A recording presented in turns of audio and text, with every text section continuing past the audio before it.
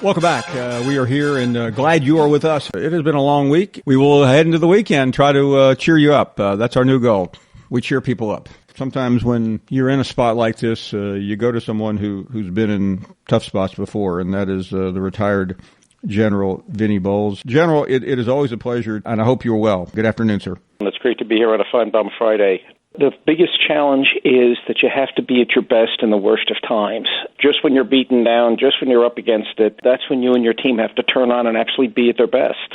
Find the love and the goodness in your life and your world, and we will get through this. And focus on the things you can do. And if you're not doing something and you think you should be doing it, take a good look at yourself and find out why not. There's going to be some great reflection going on in these periods for people to think about what they're going to do and how they're going to move from here.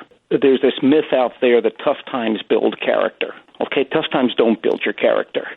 Okay, if you're a sorry or moral scum-sucking dog, and, when a crisis comes, you're not all of a sudden going to have a soul to Damascus moment and get better. Tough times reveal character. Even though there isn't sports right now, Scott Strickland and his staff have a very challenging responsibility trying to manage young athletes and coaches. Scott, thank you very much. Thanks, Paul. I appreciate you having me on. The term surreal has probably been used quite a bit, but it's just an odd feeling to be here in March.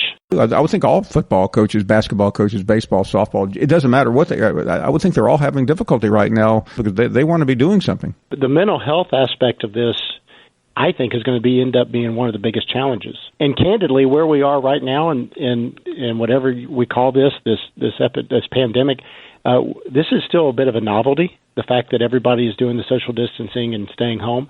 I fear that's going to get really old really quickly. In a week or 2 or 3 weeks or 6 weeks from now, you worry about the mental health of driven, high-intensity, goal-oriented type people like your coaches.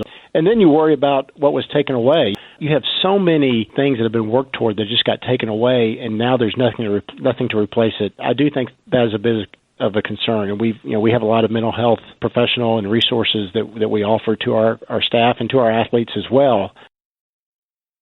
And Christine Brennan from USA Today, breaking some news today about possibility of the Olympics being canceled. What we're talking about here is USA Swimming. This is huge. As big a development as we've had certainly in the U.S. Olympic world. Just in the last couple hours, I broke the news of USA Swimming, one of the most important of the national governing bodies in the U.S. Olympic community, Paul, urging the U.S. Olympic and Paralympic Committee to fight and work to postpone the Tokyo Olympics, and that is by far the biggest development we have seen in this continuing story from the U.S. perspective, and I could make the case this is the biggest development yet worldwide. Our next guest is an old friend of ours, Barry Tramel, who been a longtime columnist out in Oklahoma City. Barry, always good to have you on. Tell us what's going on out there. Well, there's not much going on, Paul. Just to be honest, it's the strangest time. I assume it's the strangest time in most of our lives. I'm doing the social distancing, so I'm not critical of any of the cancellations, but the one cancellation that really sort of got me the most, I think, was the Masters. Not because I'm a huge golf fan, and I'm not one of those people that sort of, bow at the altar of Augusta, which a lot of people do. But I got to think, if we could just look ahead and say, you know what, golf is actually social distancing. That's what golf's all about. If you don't have a crowd, man, it'd be sort of cool if we could go ahead and stage the Masters on April 14th or whatever the dates were. Think about how America would come together and watch the Masters.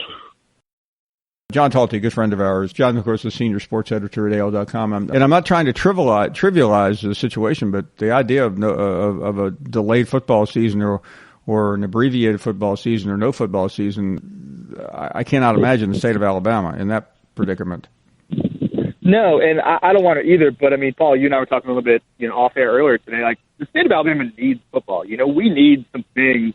And I don't want to become, sports is the greatest thing of all time. It's the most important thing. But they are important. They're very important to the people here. It's something that the people of Alabama can be very proud about. It gives them, something to do. And it is very important just not only for the psyche of the people of the state, but also, again, certainly, from an economic standpoint, it's a massive driver for the state. And so, it's already tough on people. I'm talking to friends around the country. Like, people are already kind of struggling. It's only been a week. And so if this continues to extend on and on and on, and we don't have football to kind of look forward to kind of as that light through the end of the tunnel, it'd be very difficult on people. And